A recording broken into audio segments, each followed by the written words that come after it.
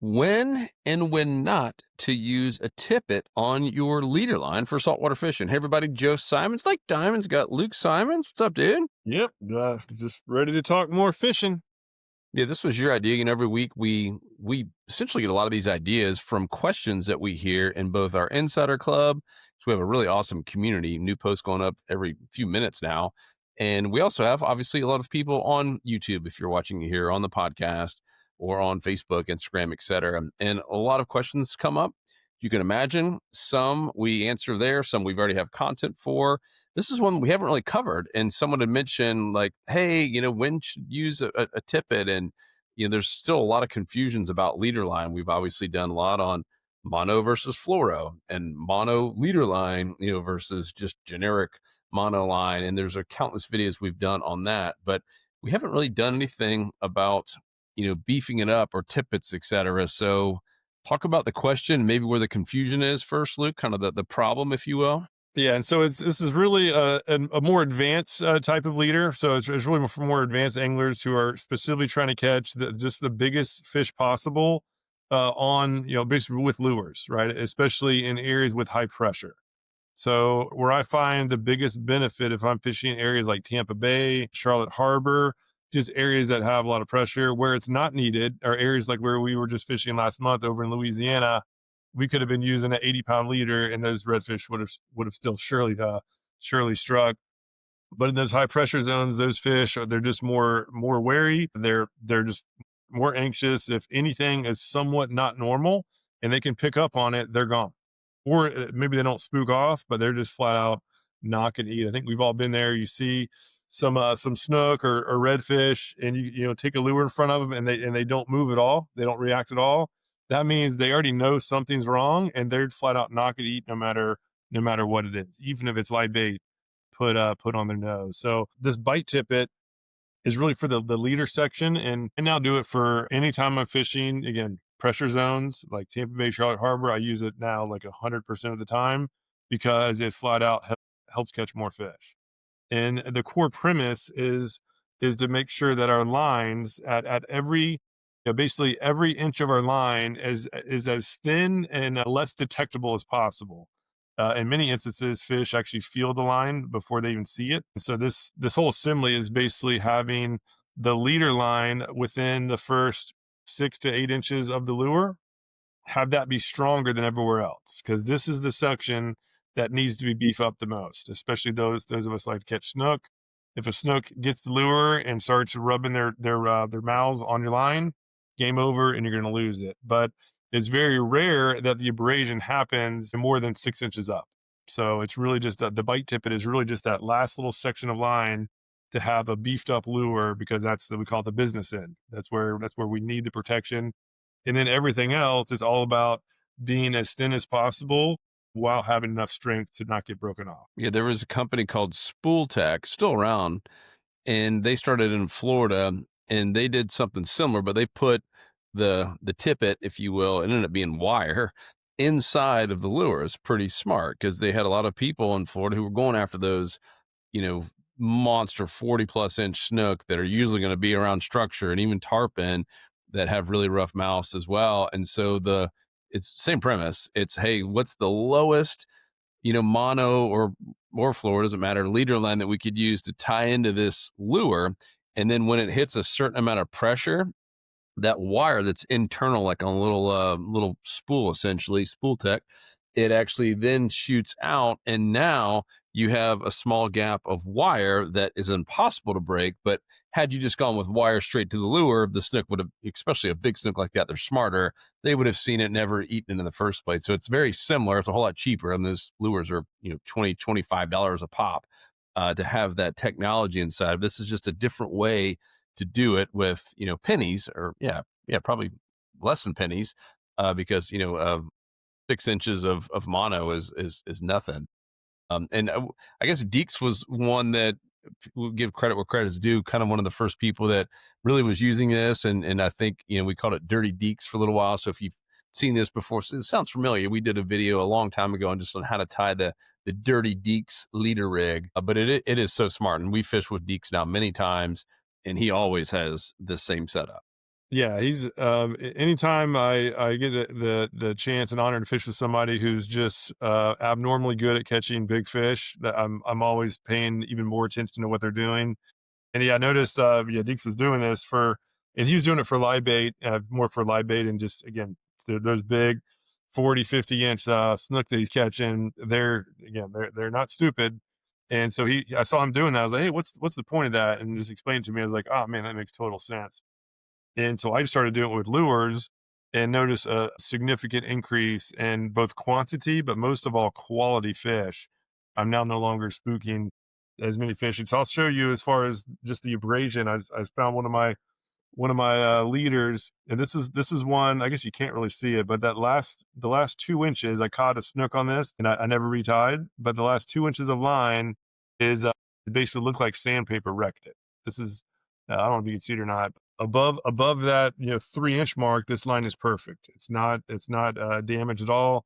Right here is where again where that damage happens when you're reeling a fish in. And so if you want to lighten up everything, you can basically lighten up everything but that bottom section.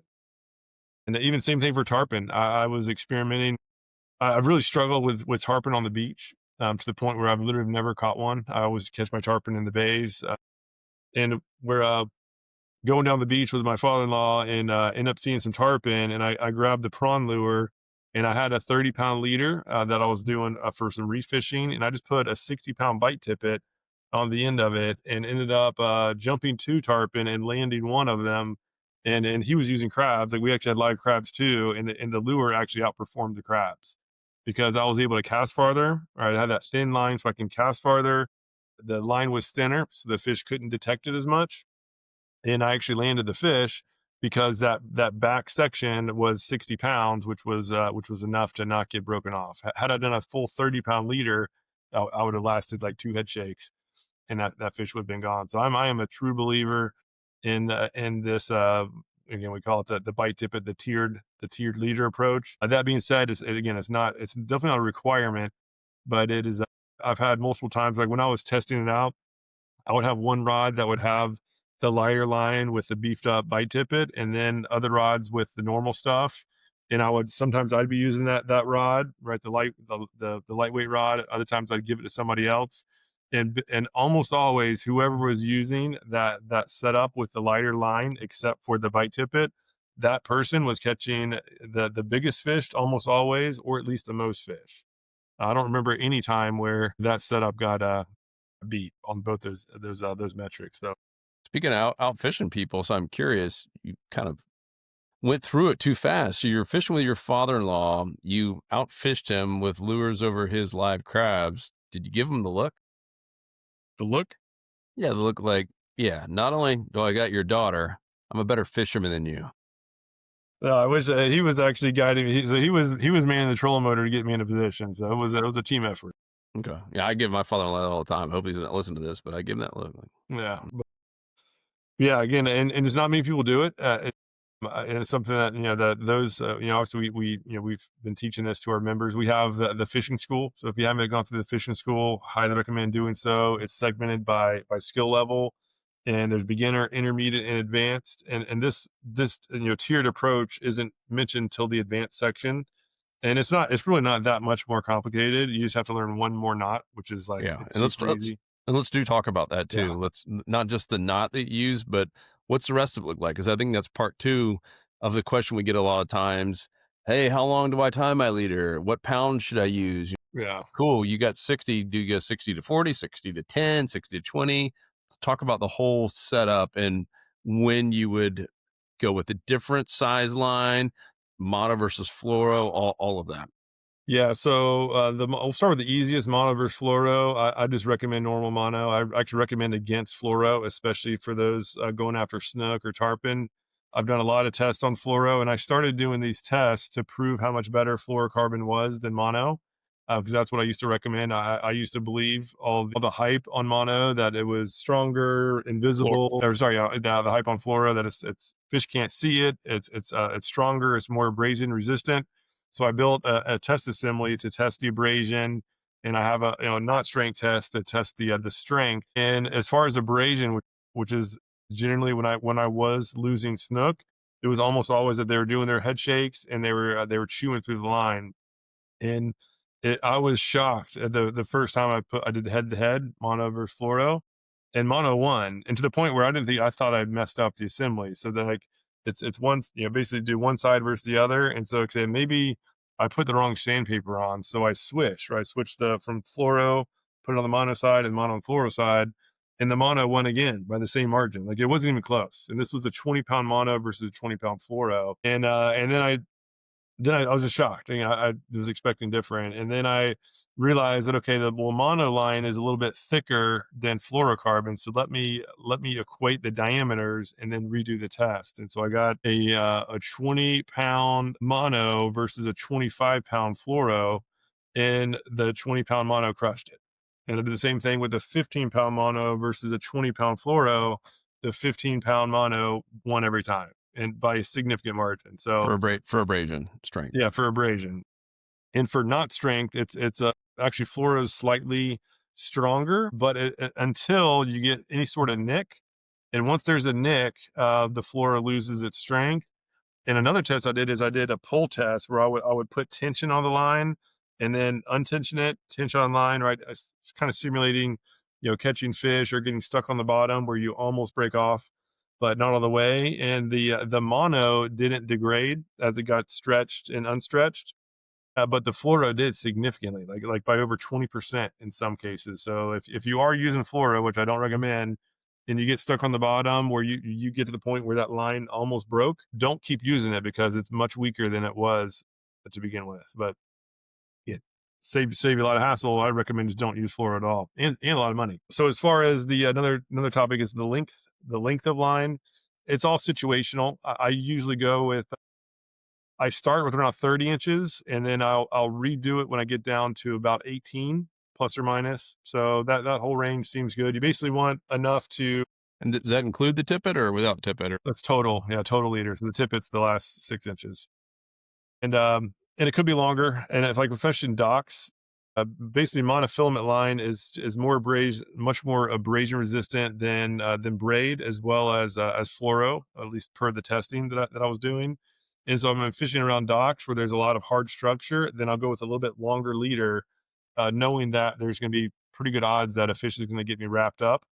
But if I'm throwing like top water, like early in the morning, and and I'm not like super close to structure, then I can even go down to like a 10-inch leader where I just want to be able to cast and blast and not worry about a leader knots going through my guides. Um, but yeah, as far as again the length of 30 inches is a start, down to 20, that whole range is fine. Going longer is fine as well. As far as the strength line, it really depends on what you're going after and how spooky those fish are. For me, the most important strength part is right at the bite tippet. For snook, especially big snook, at least 30-pound mono or more is crucial. But if you're going after trout and redfish, 15-pound mono is pretty much all you really need, especially if it's like slot size fish. For the bigger redfish, like over slot, 30 mono gets the job done. I don't think I've ever had one chew through. And like, yeah, trout and redfish are actually not good at all about chewing through lines.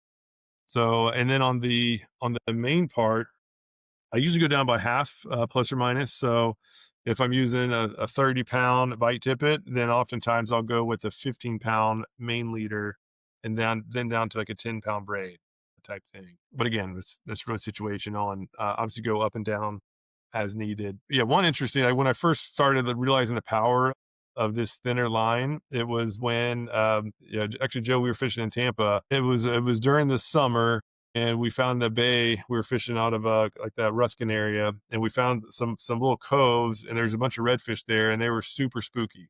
We were literally casting way over them, like we have to do in Florida, and then letting the line settle down. And even that 10-pound braid settling down on the water was spooking the fish, like total, like extreme high pressure fishing. And so that went down to a 5-pound braid and a 15-pound leader, and going after these reds. And I started actually catching more slot snook that I didn't even know were in the area. I never really even saw them.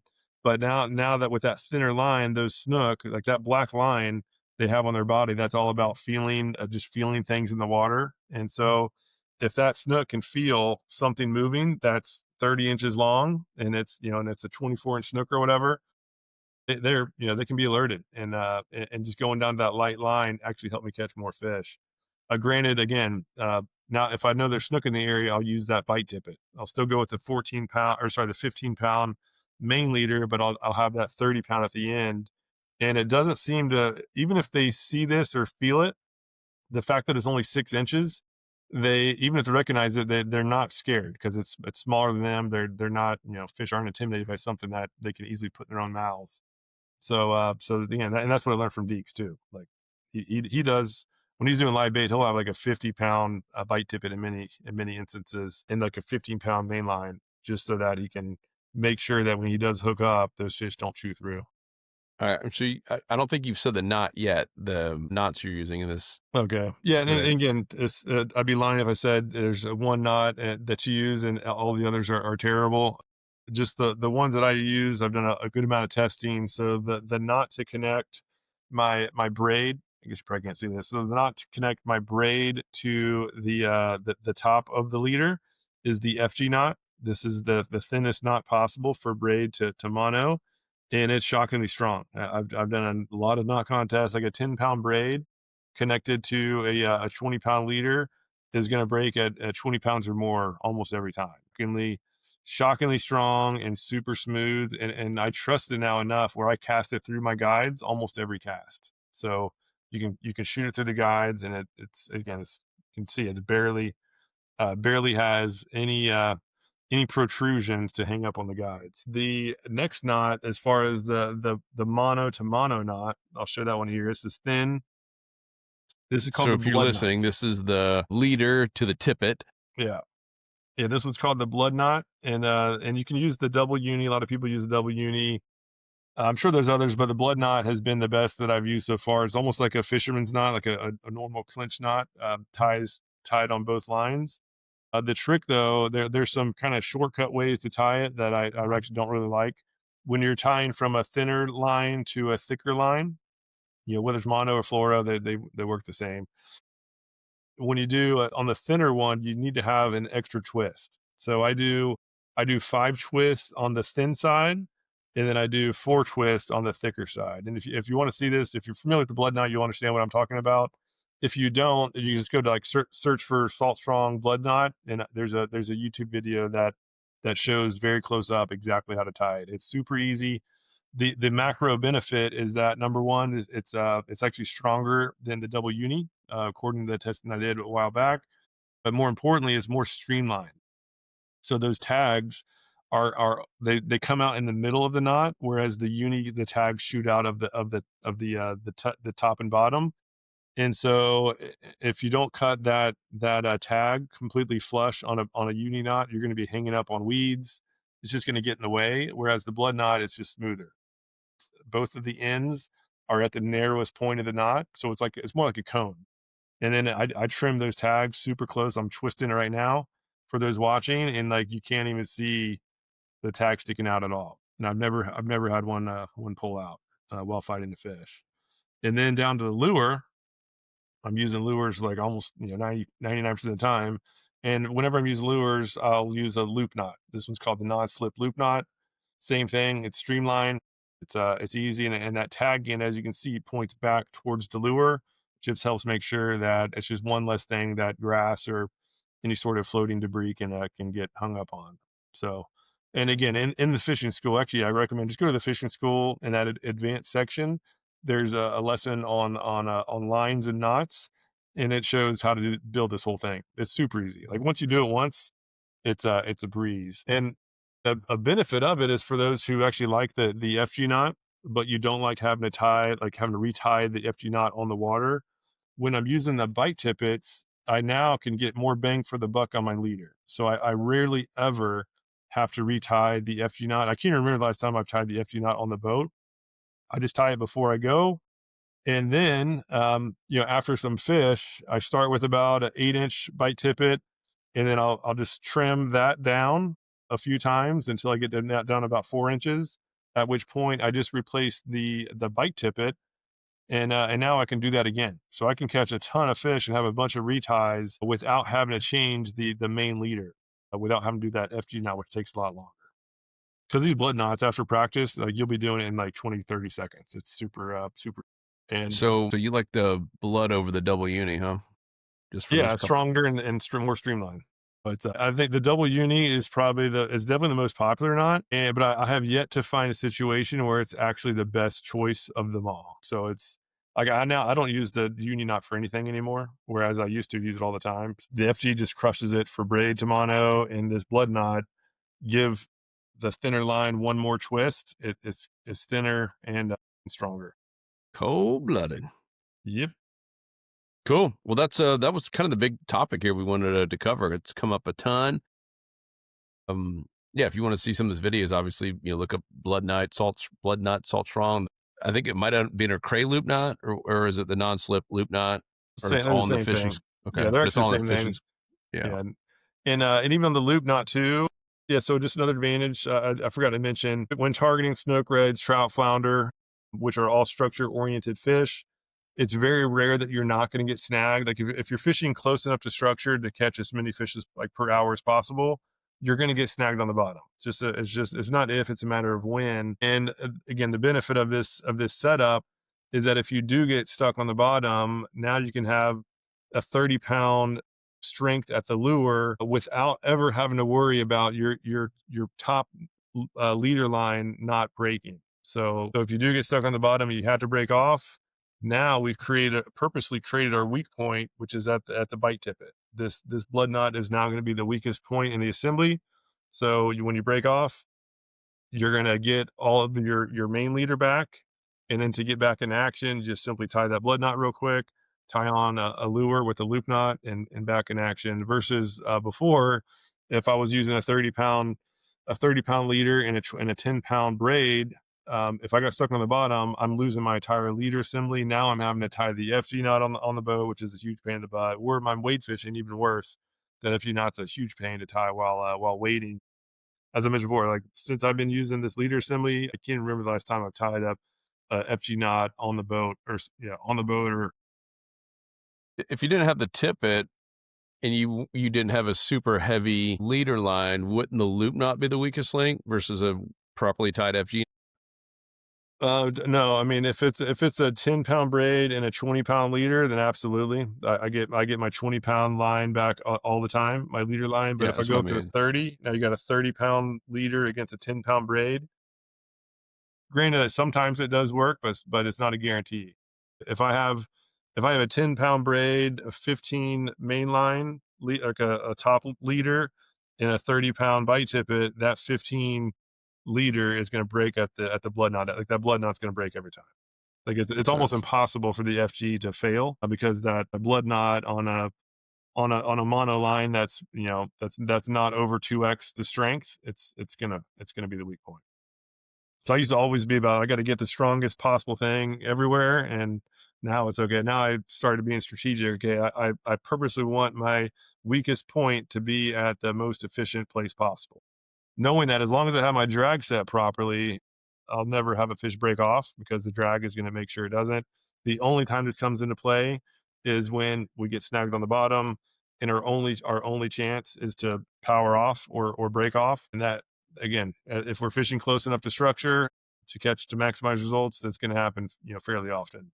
Like even when I'm throwing weedless lures, even the other week, I was throwing a topwater plug without any hooks, like skipping it way back in the mangroves to almost like a teaser, like offshore fishing, where I was teasing the snook out of the bushes.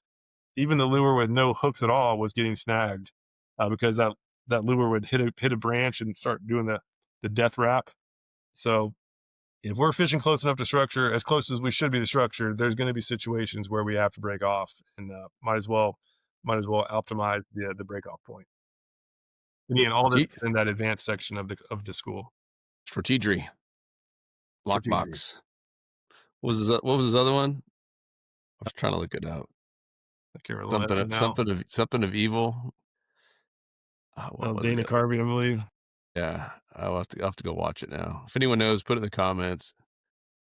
Yeah, it was Lockbox and something of evil. So good. SNL.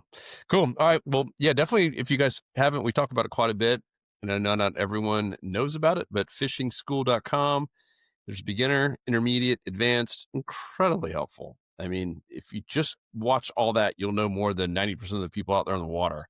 And then obviously, go put it in use and practice it. And if you haven't yet, join us in the Insider Club. Got a lot of new stuff coming, depending on when you listen to this. I won't spill the beans just yet, but in terms of savings on all kinds of new tackle, new equipment, etc., big, big, big, big stuff happening for our insider members.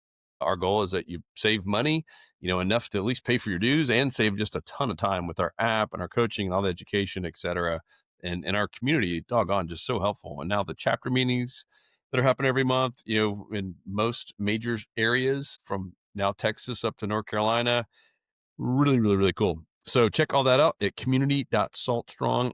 Luke, anything else on leader lines, tippets, No, mono that's it. Yeah. fluoros? Although it might, the first time I heard about it, I kind of dismissed it. I was like, yeah, that's not going to make a difference. Just try it, especially if you're in a high pressure area where there's just a lot of pressure, a lot of boaters. It has been one of my biggest surprises in fishing, how something that is it's under our control. It's pretty easy to do it, that can actually make a noticeable impact for both quantity, but especially for quality fish. It's axis of evil. I just remember an axis of evil. I haven't listened to a word you said. I've just been trying to think of this thing. That's what I figured. That's Strategic the usual. lockbox. That's the Axis usual. of evil. I think that's what it is. Yeah. Cool. All right, guys. We appreciate you big time. Go to saltshore.com now. If you haven't been in the community in a while, check it out. A lot of new stuff in there as well. If you haven't joined, what the heck are you waiting on? Someone will just give you your money back on free tackle. We are doing free tackle every month still. Free slam shady. I mean, just so many cool things happening. So that's all over at saltshore.com to join. We appreciate you. We'll talk to you in the next episode.